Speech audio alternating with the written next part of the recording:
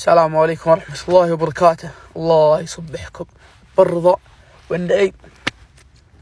يقول يلا بصبح في تيسير الأمور ما أدري وش قال. البيت الثاني عندكم طبعا.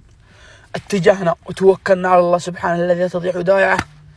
وين صوب الديدة، صوب الديار تضرب أهلها، صوب بنت اسمه صوب ديرتي اللي بندق فيها. على الله متجه لها الموضة دار الذهب والفضة.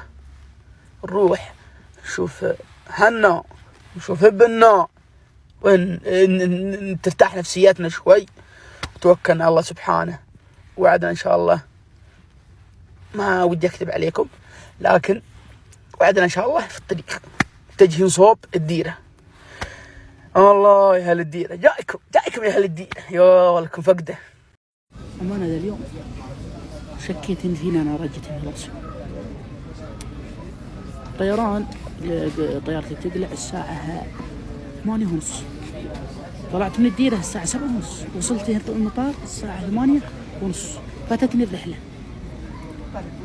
عودت رحت وحجزت طيارتي من جديد، دبل الأولى 3 مرات. لا حول ولا قوة. لكن يلا ايش نسوي؟ المشكلة ترى على يوم حجزت يبغى ياخذ جوالي عشان يصور الحجز. احس منه يقول صور وجه، اقول صور وجه مرتين، والله منقود. لكن يلا مشى منا لين زين. يا هلا اقسم بالله يا شوق انه هلا يا مرحب. حيدا الشوفة اوه حر. يا مرحبا وما اسهلا.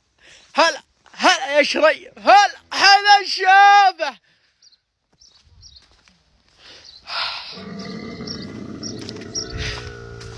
دقيقة يا نبع. عرف شري. هلا تعال وين تجي يا نبع. بالله تراني يا سعيد الأول، تعرفوني تراني أنا الأول. يلا يا نبع يا زين دي الجيزينة.